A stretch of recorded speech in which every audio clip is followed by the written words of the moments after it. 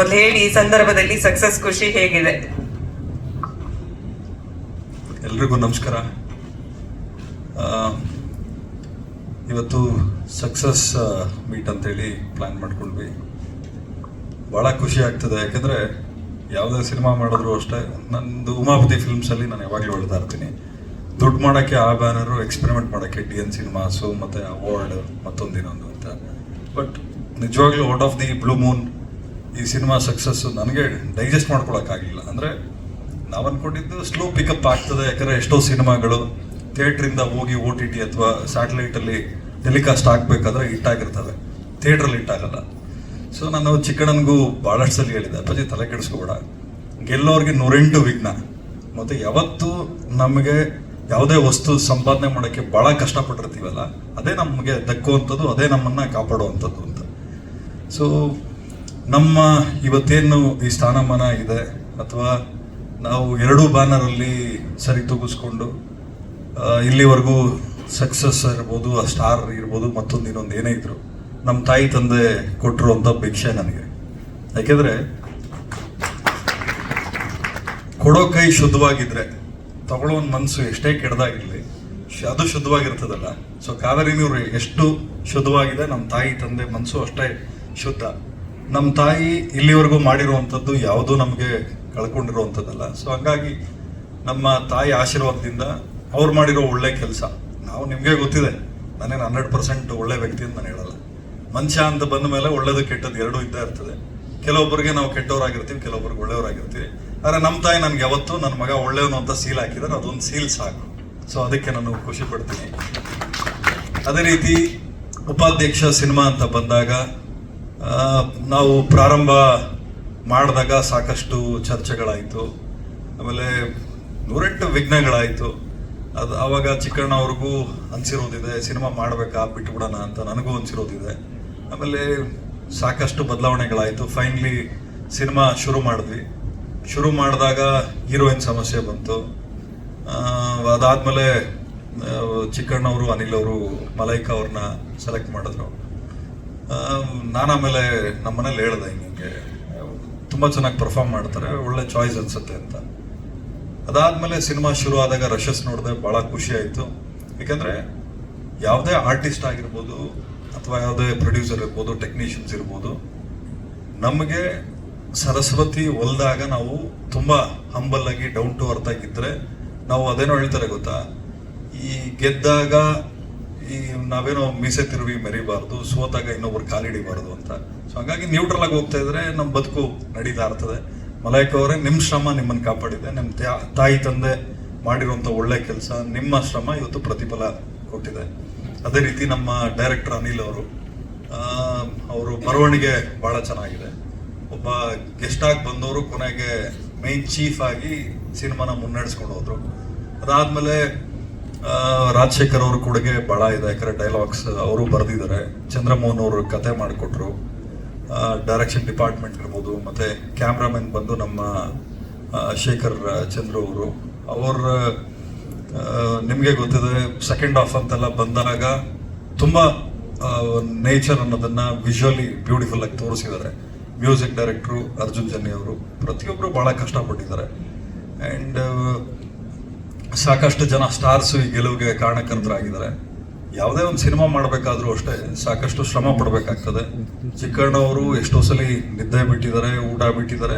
ಹೇಳ್ತಾ ಇದ್ದೆ, ಅಪ್ಪ ತಲೆ ಕೆಡಿಸ್ಕೊಂಬೇಡ, ಅಂದರೆ ನಾವೇನೋ ಮಾತಾಡ್ತಾ ಇರ್ತೀವಿ, ಅವ್ರಿಗೆ ಒಂಥರ ಆಬ್ಸೆನ್ಸ್ಮೆಂಟಲ್ಲಿ ಇರೋರು ಕೇಳಿದ್ರೆ, ಅಪ್ಪಾಜಿ ಯಾರೋ ಎದುರಿಸ್ತಾರೆ, ಅಂದರೆ ಸಿನಿಮಾ ರಿಲೀಸ್ ಆದಾಗ ಹೆಂಗೆ, ಫ್ಲಾಪ್ ಆಗ್ಬಿಟ್ರೆ ಹೆಂಗೆ. ಸೊ ಚಿಕ್ಕಣ್ಣನಿಗೆ ಫ್ಲಾಪ್ ಅನ್ನೋ ಪದ ಕೇಳಿದ್ರೆ ಸಾಕು, ಒಂಥರ ಈ ಶೇಕ್ ಆಗ್ಬಿಡೋರು. ಅಪ್ಪಾಜಿ ನೆಗೆಟಿವ್ ಮಾತ್ರ ಮಾತಾಡೋದು ಬೇಡ, ಬರೀ ಪಾಸಿಟಿವ್ ಮಾತಾಡೋಣ ಅಂತ. ನಿಮ್ಮ ತಂದೆಯವರು ಇದ್ದಿದ್ರೆ, ನಮ್ಮ ತಂದೆ ನಿಮ್ಮ ತಂದೆ ಇದ್ದಿದ್ರೆ ನಿಜವಾಗ್ಲೂ ಭಾಳ ಖುಷಿ ಪಟ್ಟಿರೋರು. ಇಬ್ಬರ ಮೇಲೆ ದೇವರಾಗಿದ್ದಾರೆ, ಅವ್ರು ನಮ್ಮನ್ನು ಸದಾಕಾಲ ಕಾಪಾಡ್ತಾರೆ. ನಾನು ಬಿದ್ದಾಗ ಕೈ ಹಿಡ್ದು ಮೇಲೆತ್ತಕ್ಕೆ ನಮ್ಮ ತಂದೆ ಇದ್ದಾರೆ, ನೀನು ಬಿದ್ದಾಗಲೂ ಕೈ ಹಿಡ್ದು ಮೇಲೆತ್ತಕ್ಕೆ ನಿಮ್ಮ ತಂದೆ ಜೀವಂತವಾಗಿ ಇಲ್ಲದೆ ಇದ್ರು ಅವ್ರ ಆತ್ಮ ಇದ್ದೇ ಇರ್ತದೆ. ಸೊ ತಲೆ ಕೆಡಿಸ್ಕೊಳ್ಳೋದು ಬೇಡ. ಹೆಬ್ಬುಲಿ, ಮದಗಜ, ರಾಬರ್ಟ್, ಇವೆಲ್ಲ ಸ್ಟಾರ್ ಸಿನಿಮಾಗಳು, ಅದರ ಸಕ್ಸಸ್ ನಾವು ನೋಡಿದ್ವಿ. ಆಮೇಲೆ ಒಂದಲ್ಲ ಎರಡಲ್ಲ ಒಂಥರ ಚರ್ಚೆ ಆದಂಥ ಸಿನಿಮಾ, ಅವಾರ್ಡ್ಗಳು ಬಾಚ್ಕೊಳ್ತು, ಅದ್ರ ಸಕ್ಸಸ್ ಒಂದು ಬೇರೆ ರೀತಿ ಸಕ್ಸಸ್ ನೋಡಿದ್ವಿ. ಚಿಕ್ಕಣ್ಣ ಅನ್ನುವಂಥ ಒಬ್ಬ ಕಲಾವಿದನ ಹಾಕೊಂಡು ಅವ್ರನ್ನ ಲಾಂಚ್ ಮಾಡ್ತೀರ ದೊಡ್ಡ ರೆಸ್ಪಾನ್ಸಿಬಿಲಿಟಿ ಇತ್ತು. ಅವಾಗ ಒಂದಷ್ಟು ಕ್ವೆಶನ್ ಮಾರ್ಕ್ ಇತ್ತು. ಈಗ ಅದರಲ್ಲೂ ಸಕ್ಸಸ್ ಆಗಿದೆ. ಏನಾದ್ರೂ ಸೀಕ್ರೆಟ್ ಏನು ಅಂತ ತುಂಬಾ ಜನ ಪ್ರಶ್ನೆ ಕೇಳ್ತಾ ಇದ್ದಾರೆ. ನಿರ್ಮಾಪಕರು ಏನಾದ್ರು ಹೇಳ್ಬೋದಾ ಈ ವೇದಿಕೆ ಮೇಲೆ ಅಂತ? ನಮಗೆ ಸೀಕ್ರೆಟ್ ಅನ್ನೋದೇನು ಇಲ್ಲ, ಅವಮಾನನ ಚಾಲೆಂಜ್ ಆಗಿ ತಗೊಂಡ್ವಿ ಅಷ್ಟೇ. ಯಾಕಂದ್ರೆ ಚಿಕ್ಕಣ್ಣವ್ರಿಗೂ ಬಹಳಷ್ಟು ಸಲ ಭಯ ಪಡಿಸಿ ಕಾಲು ಎಳೆದಿರೋರು ಬೇಕಾದಷ್ಟು ಜನ ಇದ್ದಾರೆ. ಇವತ್ತು ಕಾಲು ಎಳೆದಿರೋರು ಕಾಲ್ ಶೀಟ್ ಕೇಳ್ತಾ ಇದಾರಂತೆ. ನನ್ಗೆ ಅದು ಬಹಳ ಖುಷಿ ಆಯ್ತು. ಸೊ ಅದು ಸಾಧನೆ. ನಮ್ಮ ತಂದೆ ನಮ್ಗೆ ಹೇಳ್ತಾ ಇದ್ದೇನು ಅಂದ್ರೆ, ನಮ್ಗೆ ಯಾರಾದ್ರೂ ತೊಂದರೆ ಕೊಟ್ಟಾಗ ನಾವು ವಾಪಸ್ ತೊಂದರೆ ಕೊಡೋಕೆ ಹೋಗ್ಬಾರ್ದು.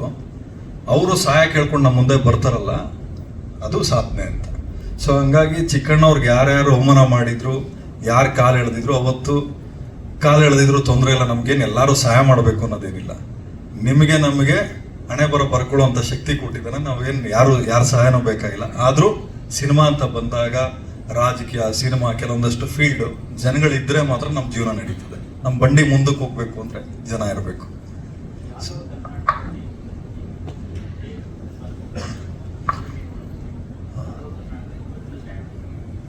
ಸರ್, ಇವಾಗ ಟುವರ್ಡ್ಸ್ 3rd ವೀಕ್ ಹೋಗ್ತಾ ಇದೀವಿ. ಫಸ್ಟ್ ಆ್ಯಂಡ್ ಸೆಕೆಂಡ್ ವೀಕು ತುಂಬ ಚೆನ್ನಾಗಿ ಆಗಿದೆ. ಆಮೇಲೆ ನೀವೇನು ನೋಡಿದ್ರಿ, ಹೌಸ್ಫುಲ್ ಶೋಸ್ ಸುಮಾರು 2100 ಚಿಲ್ಲರೆ ಹೌಸ್ಫುಲ್. ನನಗೆ ಶಾಕ್ ಆಗೋಯ್ತು. ನಾನು ಮಾಡಿರೋ 3 ಸಿನಿಮಾ ಯಾವ್ದು ಹೌಸ್ಫುಲ್ ಆಯಿತು ನನಗೆ ಇವತ್ತಿಗೂ ಕೇಳಿದ್ರೆ ಲೆಕ್ಕ ನನಗೆ ಗೊತ್ತಿಲ್ಲ. ಬಟ್ ಈ ಸಿನಿಮಾದ ಲೆಕ್ಕ ಯಾಕಿದೆ ಅಂದರೆ, ಇದು ನಮಗೆ ತುಂಬ ಮನಸ್ಸಿಗೆ ಹತ್ರವಾಗಿರುವಂಥ ಒಂದು ಸಿನಿಮಾ. ಆಮೇಲೆ ನಿಮಗೆ ಗೊತ್ತಿದೆ, ವಿಮೆನ್ ಪವರ್. ಹೆಣ್ಣು ಮಕ್ಕಳು ಏನೇ ಮನಸ್ಸಿಟ್ಟು ಹೆಣ್ಣು ಡಿಸೈಡ್ ಮಾಡಿದ್ರೆ ಬೇಕಾದ್ರೆ ಮನೇನ ಹಾಳು ಮಾಡ್ಬೋದು, ಉದ್ಧಾರನೂ ಮಾಡ್ಬೋದು ಅಂತ. ಸೊ ಭೂಮಿ ತಾಯಿ ಹೆಣ್ಣು, ಸೊ ನಾವು ಕುಡಿಯೋ ನೀರು ಹೆಣ್ಣು, ನಾವು ತಿನ್ನೋ ಅನ್ನನೂ ಅನ್ನಪೂರ್ಣೇಶ್ವರಿ. ಅದೇ ರೀತಿ ನಾನು ಹೇಳಿದೆ, ಅಪ್ಪಾಜಿ ಯಾರೋ ಹೇಳಿದ್ರು ಉಮಾಪತಿ ಫಿಲ್ಮ್ಸಲ್ಲಿ ಮಾಡಕ್ಕೆ ಹೇಳು. ಹೌದಾ, ಉಮಾಪತಿ ಫಿಲ್ಮ್ಸಲ್ಲಿ ಮಾಡಕ್ಕೆ ಹೇಳು ಅಂತ. ನಮ್ದು ಅಪ್ಪಾಜಿ ತಲೆ ಕೆಡಿಸ್ಕೊಂಬೇಡ, ಉಮಾಪತಿ ಫಿಲ್ಮ್ಸಲ್ಲಿ ದುಡ್ಡು ಬರ್ತದೆ, ನಿನ್ನ ಜೀವನ ಚೆನ್ನಾಗಿರ್ಬೇಕು ಅಂದರೆ DN ಸಿನಿಮಾಸಲ್ಲಿ ಮಾಡೋಣ ಅಂತ. ನೋಡಿ, ಇವಾಗ ಈ ಸಿನಿಮಾಕ್ಕೆ ಅವಾರ್ಡು ನಿಮಗೆ ಸಿಗ್ಲಿ. ಯಾಕಂದರೆ ನಮಗೆ phase of the project Chikkanna. So ಚಿಕ್ಕಣ್ಣವ್ರಿಗೆ ಅವಾರ್ಡ್ ಸಿಕ್ಕಿದ್ರೆ ನಮಗೆ ನ್ಯಾಷನಲ್ ಅವಾರ್ಡು, ಸ್ಟೇಟ್ ಅವಾರ್ಡು, ಇನ್ನೆಲ್ಲ ಅವಾರ್ಡ್ಗಳು ನಮ್ಗೆ ಅದೇನೆ.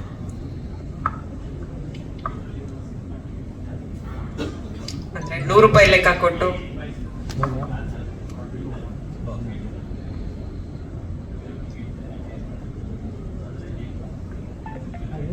ಸರ್, ಇವಾಗ ಏನಾಗ್ತದೆ ಡಿಸ್ಟ್ರಿಬ್ಯೂಷನ್. ಇವಾಗ ಈ ಸಿನಿಮಾ ನಾನು ನೇರವಾಗಿ ಹೇಳ್ಬಿಡ್ತೀನಿ ಸರ್, ಸೋತಿದ್ರೆ ನಮ್ಮನ್ನು ಕೇಳಕ್ಕೆ 4 ಜನನೂ ಬರ್ತಾರಲ್ಲ, ಗೆದ್ದಿದೀವಿ 10 ಜನ ಜೊತೆಲಿದ್ದೀವಿ.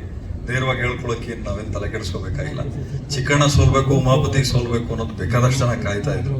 ಆದ್ರೆ ನಾನು ಅದಕ್ಕೆ ಹೇಳಿದ್ನಲ್ಲ, ನಮ್ಮ ತಂದೆ ಅವ್ರ ತಂದೆ ಜೀವಂತವಾಗಿಲ್ಲದೆ ಇದ್ರು, ಅವ್ರ ಆತ್ಮ ನಮ್ಮನ್ನ ಕಾಪಾಡ್ತಾ ಇದೆ. ಸೊ ಸಮಸ್ಯೆಗಳು ಬಂದೇ ಬರ್ತವೆ ಸರ್, ಎಲ್ಲಿಲ್ಲ ಸಮಸ್ಯೆ ಎಲ್ಲ ಕಡೆ ಇದೆ. ಅದನ್ನ ನಾವು ಭೇದಿಸ್ಕೊಂಡು ಹೋಗ್ಬೇಕಷ್ಟೇ.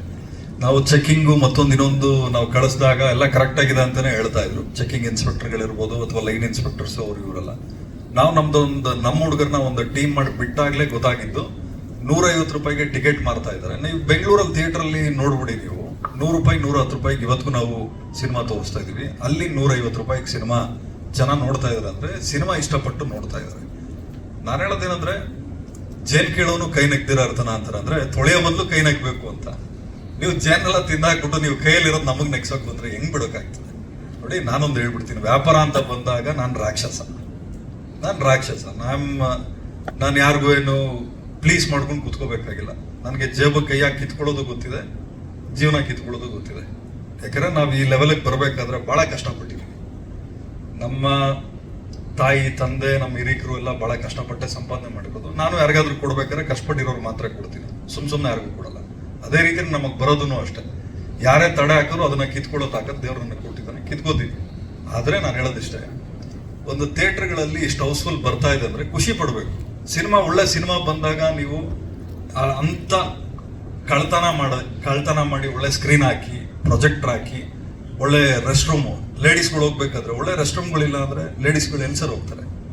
ಸೊ ನೀವು ಯೋಚನೆ ಮಾಡಿ, ಯಾವುದೇ ಥಿಯೇಟರ್ಗಳು ಅಂದ್ರೆ ಯಾವುದೋ 1-2 ಥಿಯೇಟರ್ಗಳು ಮಾಡಿರೋದಕ್ಕೆ ಎಲ್ಲ ಥಿಯೇಟರ್ ಓನರ್ನು ನಾನು ಕ್ಯಾಟಗರೈಸ್ ಮಾಡಲ್ಲ.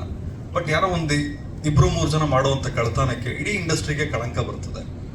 ನಮಗೆ ₹100 ಕೊಟ್ಟು ₹150 ಲೆಕ್ಕ. ಅವನು ನನ್ನ ಮೀಟಿಂಗ್ ಅಲ್ಲಿ ಆತ ಹೇಳ್ತಾನೆ, ನಾವು ಟಿಕೆಟೇ ಅರಿಯಲ್ಲ ಅಂತ. ಕೊಪ್ಪಳ ಜಿಲ್ಲೆಯವರು ನಾವು ಟಿಕೆಟೇ ಅರಿಯಲ್ಲ ಸರ್, ನಮ್ಮ ಸಿಸ್ಟಮ್ ಹಿಂಗೆ ಅಂತಾರೆ. ಸೊ ನನ್ನ ಸಿನಿಮಾನೇ ಹಾಕಲ್ಲ. ನಾನು ಎಂತ ಬಂಡ ಅಂದ್ರೆ, ನನಗೆ ಬರ್ದೇ ಇದ್ರೂ ಪರವಾಗಿಲ್ಲ, ಅಲ್ಲಿ ನನ್ನ ಸಿನಿಮಾ ಹಾಕಲ್ಲ. ಯಾಕಂದ್ರೆ ನಾವು ಕಲ್ತಿರೋದು ಇಷ್ಟೇ ಸರ್, ನಾವು ಗೆಲ್ಲಬೇಕು ನಿಜ, ಬಟ್ ಕಾಲು ಕೈ ಹಿಡ್ಕೊಂಡು ಗೆಲ್ಬಾರ್ದು ಸರ್. ಕಾಲು ಕೈ ಹಿಡಿಬೇಕಾದ್ರೆ ನಮ್ಮ ತಾಯಿ ತಂದೆಗೆ ನಮಗೆ ಸಹಾಯ ಮಾಡಿರುವಂಥವ್ರಿಗೆ ಕಾಲು ಕೈ ಹಿಡಿಯೋಣ. ಕಂಡ್ಕೊಂಡವ್ರಿಗೆಲ್ಲ ಯಾಕೆ ಸರ್ ಕಾಲು ಕೈ ಹಿಡಿಬೇಕು? ಜನಕ್ಕೆ ಕಾಲು ಕೈ ಹಿಡಿಯೋಣ ಬಿಡಿ.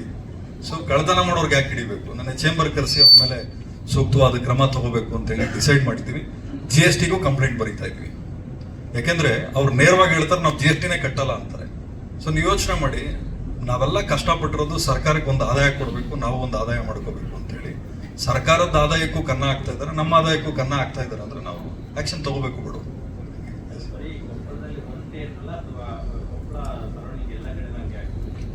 ಸರ್, ನನ್ನ ಅನುಭವದ ಪ್ರಕಾರ ಡಿಸ್ಟ್ರಿಬ್ಯೂಟರ್ ಆಗಿ ಹೆಬ್ಬುಲಿ ಸಿನಿಮಾ ನಾವು ಒಂದು ಪಾರ್ಟ್ ಮಾಡಿದ್ವಿ, ರಾಬರ್ಟ್ ಸಿನಿಮಾ ಎಂಟರ್ ಕರ್ನಾಟಕ ಮಾಡಿದ್ವಿ, ಮದಗಸ ಎಂಟರ್ ಕರ್ನಾಟಕ, ಈ ಸಿನಿಮಾನು ಮಾಡಿದ್ವಿ.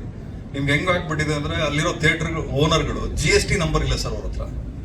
GST ನಂಬರ್ ಇಲ್ಲ ಅಂದ್ರೆ ಅರ್ಥ ಮಾಡ್ಕೊಳ್ಳಿ ಅವ್ರು ಇನ್ನ ಯಾವ ಡೈಲಾಮಾ ಅಲ್ಲಿದ್ದಾರೆ ಅಂತಂದ್ರೆ ಕೆಲವೊಬ್ರ ಹತ್ರ ಇಲ್ಲಿಗಲ್ ಆಗಿ ನಡ್ಸ್ಕೊಂಡು ಹೋಗ್ತಾರೆ. ಆಮೇಲೆ ಚೆಕಿಂಗ್ ಇನ್ಸ್ಪೆಕ್ಟರ್ಗಳು ಹೋದ್ರೆ, ಈಗ ನಮ್ಮ ಹುಡುಗರು ಹೋದ್ರೆ ಅವ್ರಿಗೆ ಚಾಕು ತೋರಿಸೋದು ಅವು ಇವು ಅಂದ್ರೆ ಅರ್ಥ ಮಾಡ್ಕೊಳ್ಳಿ, ಊರ್ ಬಿಟ್ಟು ಊರು ಹೋಗಿದಾರೆ ಅಂತ ಇದ್ದಂಗೆ ಅವ್ರಿಗೇನೋ ಒಂಥರ ಎರಡು ಕೊಂಬಿರ್ತದೆ ನಮ್ಮೂರಿದು ಅಂತ.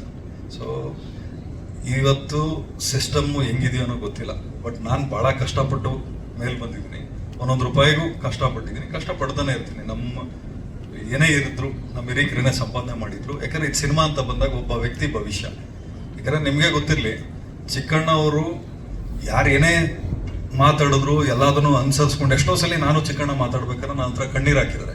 ಅಪ್ಪಾಜಿ ಬೇಕಾಗಿತ್ತ ನಮ್ಗಿದು, ನೆಮ್ಮದಿಯಾಗಿದ್ವಿ, ದಿನಕ್ಕೆ ಎಷ್ಟೋ ಸಂಪಾದನೆ ಮಾಡ್ತಾ ಇದ್ದೆ, ಇವತ್ತು ಆದಾಯನೂ ಬಿಟ್ಟು ಒಂದು ಸಿನಿಮಾಗೋಸ್ಕರ ನಮ್ಮ ಜೀವನ ಮುಡ್ಬಿಟ್ಟು ಮಾತುಗಳು ಕೇಳಬೇಕಾ ಅಂತ.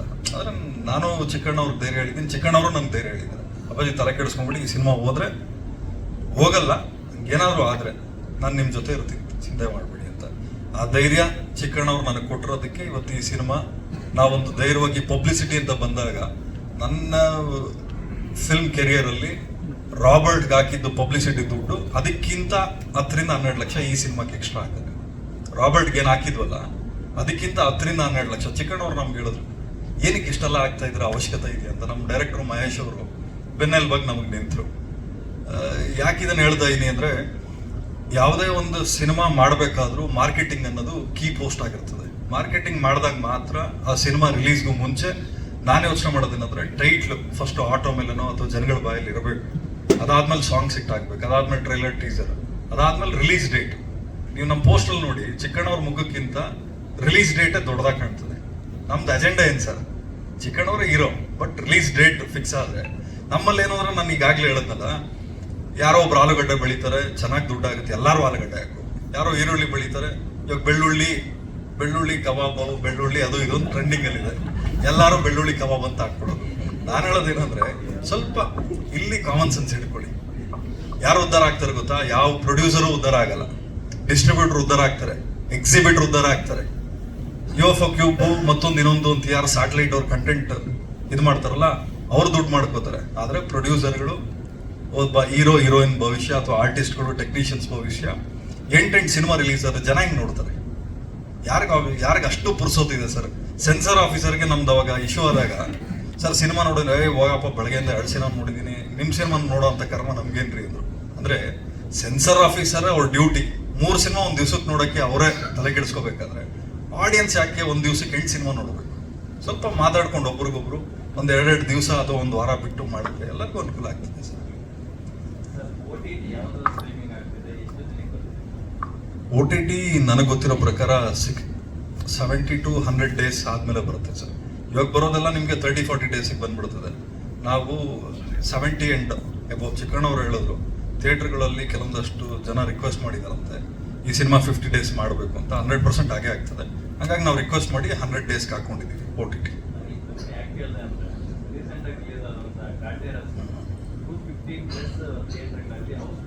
ಹೌದು.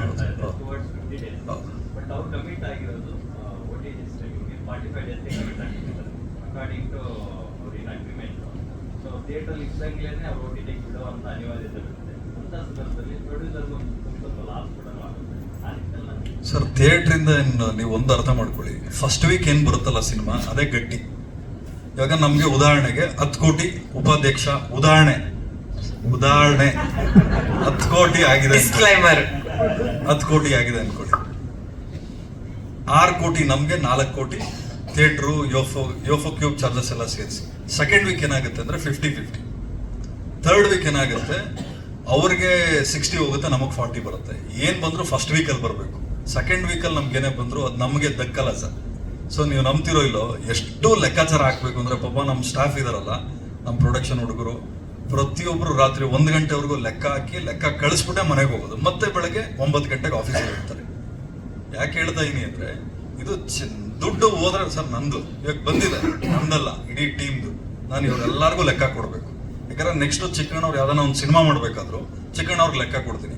ನಿಮಗೆ ಗೊತ್ತಿರಲಿ, ಯಾವುದೇ ಪ್ರೊಡ್ಯೂಸರ್, ಏಕೈಕ ಪ್ರೊಡ್ಯೂಸರು ನಾನು ಹೀರೋಗಳಿಗೆ ಲೆಕ್ಕ ಕೊಡ್ತಾ ಇದ್ದೆ. ಸ್ವಾಮಿ, ಇದು ನಿಮ್ಮ ವ್ಯಾಪಾರ, ನೀವು ನನ್ನ ಹತ್ರ 10 ರೂಪಾಯಿ ಎಕ್ಸ್ಟ್ರಾ ಕೇಳ್ಬಿಡಿ, ನಾನು ಕೊಡೋದು ಇಲ್ಲ. ನನ್ನ ದುಡ್ಡು ನಿಮ್ಗೇನು ಕೊಡ್ಬೇಕು ಕೊಟ್ಟಿದ್ದೀನಿ, ಇದು ನಿಮ್ಮ ವ್ಯಾಪಾರ. ಚಿಕ್ಕಣ್ಣವ್ರಿಗೂ ಅಷ್ಟೇ ಅವ್ರು ಲೆಕ್ಕ ಕೊಡ್ತೀನಿ. ಆಮೇಲೆ ಚಿಕ್ಕಣ್ಣವ್ರಿಗೂ ನಾನೇನು ಇನ್ನೂ ರೆಮ್ಯುನರೇಷನ್ ಕೊಟ್ಟಿಲ್ಲ, ಅವರು ತಗೊಂಡಿಲ್ಲ.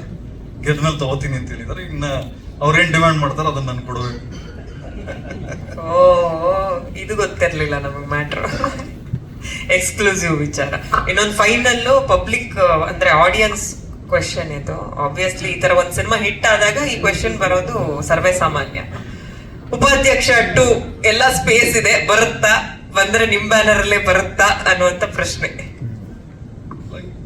ಗೆದ್ದಿದ್ದೀವಿ. ಡೈರೆಕ್ಟರ್ ಇಲ್ಲೇ ಇದ್ದಾರೆ, ಹೀರೋನು ಇದ್ದಾರೆ, ಹೀರೋಯಿನ್ನು ಇದ್ದಾರೆ, ಪ್ರೊಡ್ಯೂಸರು ಇದ್ದಾರೆ, ಡಿಸ್ಟ್ರಿಬ್ಯೂಟರ್ ನಾನು ಇಲ್ಲಿ ನಿಂತಿದ್ದೀನಿ. ತೊಂದರೆ ಇಲ್ಲ. ಹಂಗೇನಾದ್ರು ಆದಾಗ, ಏನಾದರೂ ಅವ್ರಿಗೂ ಮನ್ಸು ಬಂದು, ಇಲ್ಲ ಅದಕ್ಕೆ ಸೀಕ್ವೆಲ್ ಅದನ್ನ ಉಟ್ಕೊಂಡಾಗ, ಕಂಟಿನ್ಯೂಷನ್ ಉಂಟಾಗ ಖಂಡಿತವಾಗ್ಲೂ ಮಾಡ್ತೀವಿ. Super, thank you so much sir. ಮುಂದಿನ